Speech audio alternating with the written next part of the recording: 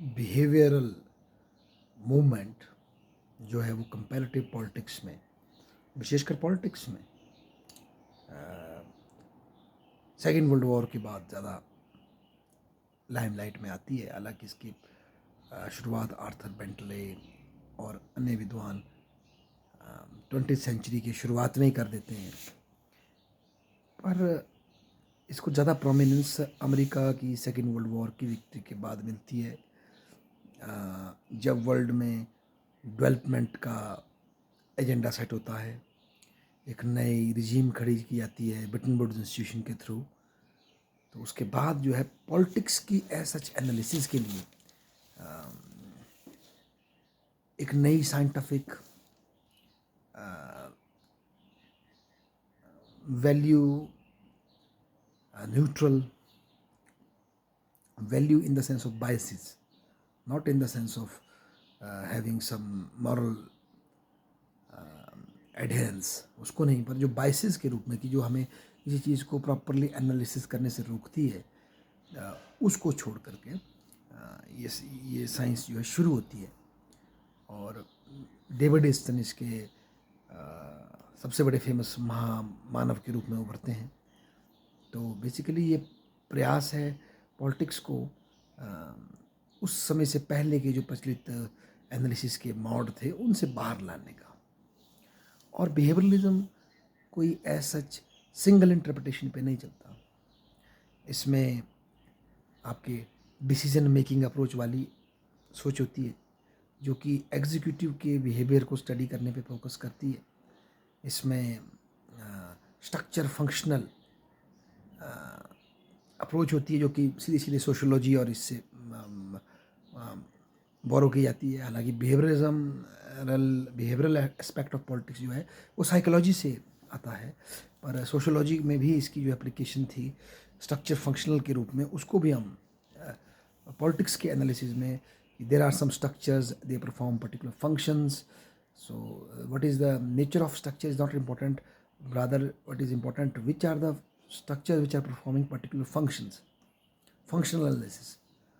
So, इसकी वजह से क्या होता है कि जो क्लासिकल अप्रोचें चल रही होती है जिसमें कि पर्टिकुलर पार्लियामेंट्री, प्रेसिडेंशियल और इस तरह के सिस्टम्स पे पॉलिटिक्स आके फोकस हो जाता है, उसको छोड़ करके आप पॉलिटिक्स की प्रैक्टिकल एस्पेक्ट, उसके प्रैक्टिकल फंक्शंस पर, उसके सिस्टमेटिक फंक्शंस पे पहुंच जाते हैं और आपका फोकस पॉलिटिकल एक्टिविटी और विद इन सिस्टम पे फोकस हो जाता है। और इसीलिए ग्रेजुअली सबसे बेस्ट जो अप्रोच इसमें खड़ी हो जाती है, जो सबसे विस्तृत होती है, वो होती है पॉलिटिकल सिस्टम की अप्रोच। तो इस तरह के, और इसमें फिर सिमुलेशन थ्योरी के थ्रू गेम थ्योरी को प्रेजेंट किया था, इसमें कि पॉलिटिकल एक्टर्स की बार्गेनिंग, उनकी परस्पर निगोशिएशन को प्रिडिक्ट किया जाता है। इस तरह के और भी प्रयास इसमें लाए जाते हैं। तो बिहेवियरल एस्पेक्ट अपने साथ पॉलिटिक्स की स्टडी के लिए, पॉलिटिक्स का बिहेवियरल एस्पेक्ट की स्टडी कई स्कूलों में इकट्ठे होकर के आती है, अलग नहीं होती है, उनके मिश्रण से वो डेवलप होती है। इसके अतिरिक्त साइबरनेटिक्स की अप्रोच होती है, कम्युनिकेशन अप्रोच को फोकस किया जाता है, जो कि फिर ये मानती है कि सिस्टम में फीडबैक है लोगों के थ्रू जो कि उसकी एक्टिविटी को इंश्योर करता है। कहीं ना कहीं ये सारे प्रयास पॉलिटिक्स की एनालिसिस को विशेषकर कंपैरेटिव पॉलिटिक्स में उसको यूरोसेंट्रिसिटी से निकाल करके डेवलपिंग एरियाज़ और इवन एक यूनिवर्सल कैरेक्टर देने का प्रयास करते हैं। हालांकि ये बात सही है, इसमें एक वेस्टर्न यूरोप की बायसेस रह जाती है नंदलेस, पर फिर भी ये एक बहुत बड़ी आउटरीच होती है जो इससे पहले इतने बड़े स्तर पर नहीं की जाती नई सोसाइटीज़ के प्रति। और इन्हीं में से फिर कई ऐसे स्कॉलर निकल के आते हैं जो कि साउथ एशिया के कॉन्टेक्स्ट में, अफ्रीका के कॉन्टेक्स्ट में और कई अन्य नए क्षेत्रों के कॉन्टेक्स्ट में अपना एनालिसिस पेश करते हैं। तो ये एक ऐसी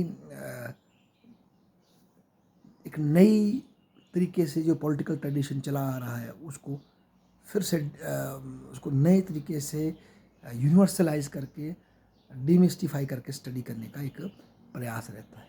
हालांकि बिहेवियरल एस्पेक्ट ऑफ पॉलिटिक्स, इसको बिहेवियरलिज्म कह गया लोगों ने, उसमें मेन जो एक बात है कि उसका जो बायस है वो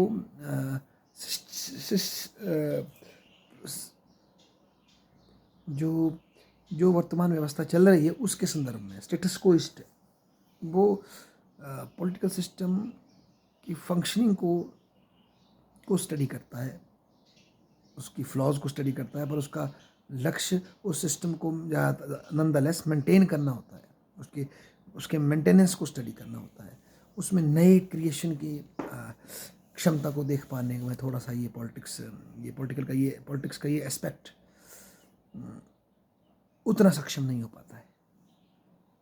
पर इस बात से डिनाई नहीं किया जा सकता कि ये बिहेवियरल एस्पेक्ट हमें ऑफ पॉलिटिक्स हमें नए टूल्स, थियरीज, मॉडल्स और क्लासिफिकेशंस और इस तरह के